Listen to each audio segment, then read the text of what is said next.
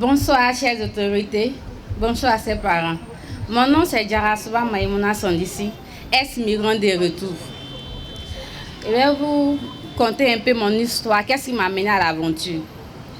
Après un bac D avec un BTS en gestion commerciale, j'ai opté pour l'agriculture. J'aimais tellement l'agriculture que je travaillais dans le domaine et on nous envoyait toujours au champ acheter des produits agricoles.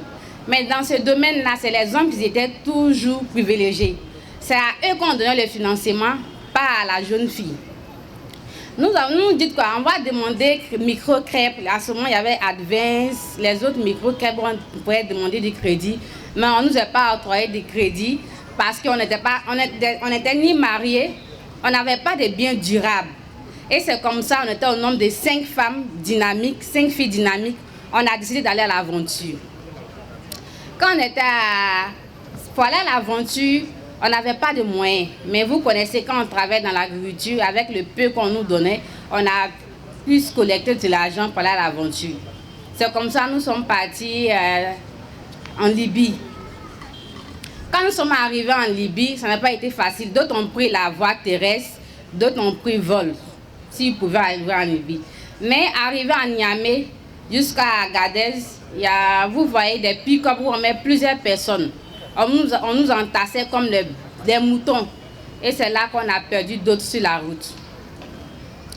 Il y a 2 personnes qui sont tombées derrière les pick-up, ils n'ont pas pu avancer. Nous autres, nous sommes arrivés jusqu'en Libye. Quand nous sommes arrivés en Libye, malheureusement à l'aéroport même, c'était déjà un problème. Il y avait les Arabes partout.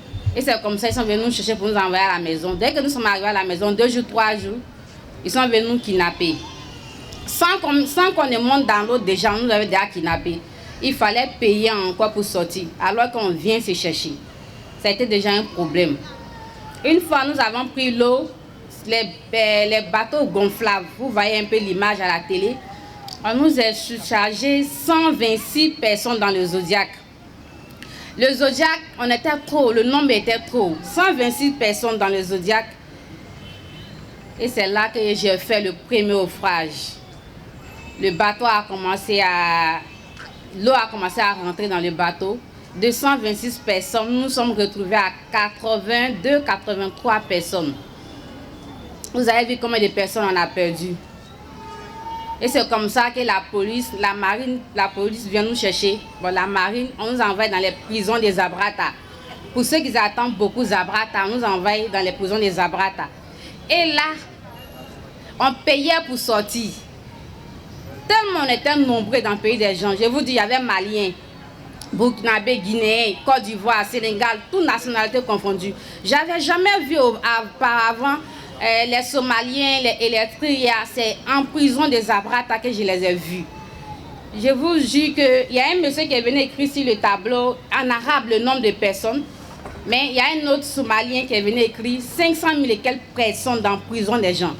Vous voyez comment les Africains en sortent nombreux, juste pour le bien-être, alors qu'il y a presque tout chez nous. Vous allez me dire, mais toi-même tu es parti. Moi je suis parti par manque de financement. Si on avait, peut-être, si j'avais demandé financement qu'on avait un mois, nous sommes restés que 2. L'arabe juge ta taille et ta forme. Quand on dit il y a l'esclavage qui existe, d'autres pensent la forme que j'ai. Et c'est comme ça qu'ils ont... Je lui disais que moi je n'avais pas de l'argent. Et c'est comme ça qu'ils ont jugé. Les parents que j'ai laissés à Yopougon ici. Ceux que je dois aller à l'aventure pour m'occuper d'eux. C'est eux, les mêmes parents qui vont payer les 600 000 pour me faire sortir. Il fallait négocier jusqu'à ce qu'on paye. C'est comme ça on paye, je pars à la maison et je m'en vais trouver ma soeur qui a pris les mêmes coordonnées que moi parce que j'ai tout écrit. C'est vrai qu'on va, on se cache, mais j'avais déjà écrit pour déposer parce qu'on ne sait jamais. Et elle a pris le carnet, elle a pris le bloc derrière moi, elle a lu, elle a suivi les mêmes traces. Moi, je quitte de la prison, je viens la trouver à la maison, dans le foyer. On est toujours en Libye, à Zabrata. Je viens la trouver là. Elle dit, mais tu viens faire quoi? Elle dit, elle aussi, elle vient à l'aventure, plus que tout le monde est venu à l'aventure.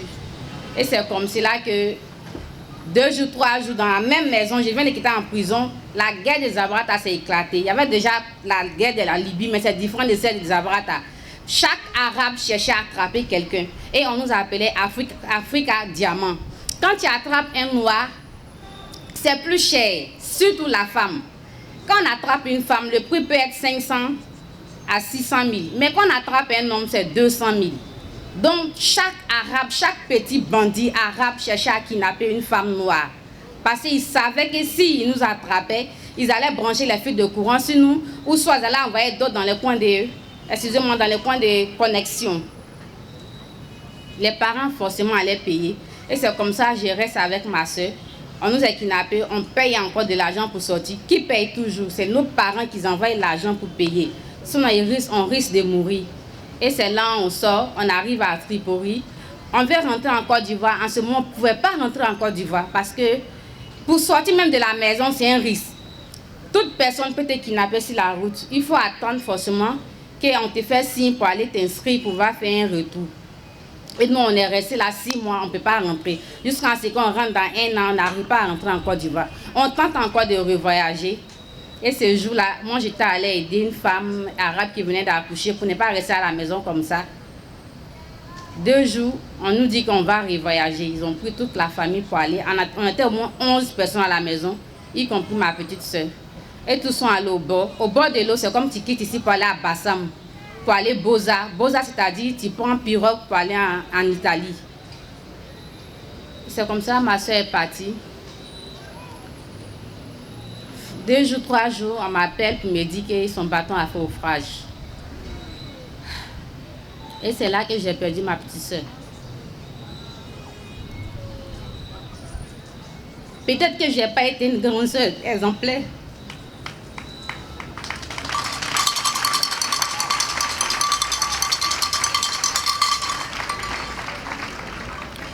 En tant que grande soeur, si j'avais peut-être pensé à autre option, je n'allais pas perdre ma petite soeur dans ce voyage-là. Si j'avais peut-être resté ici, entreprendre comme tout le monde, si on m'avait financé, ça n'allait pas arriver. Donc, chers parents, s'il vous plaît, faites un effort de financer la jeune fille. Faites un effort de financer tout le monde si on a vraiment besoin. C'est vrai que... Excusez-moi. Oui. C'est vrai que nous partons peut-être à l'école, les gens ont les diplômes, les gens ont tout pour pouvoir travailler. Mais financement, c'est vraiment important. Quand tu mets ton enfant à l'école, tu dois pousser jusqu'à ce que l'enfant puisse s'installer demain. Parents, n'encourageons pas les enfants à aller à l'aventure. Aller à l'aventure, c'est mieux, mais restons chez nous, c'est encore plus mieux. Il faut toujours se renseigner avant de voyager. En Côte d'Ivoire, il y a tout et il y a tout. Depuis que je suis revenue, je me suis reconstruite et tout va bien maintenant.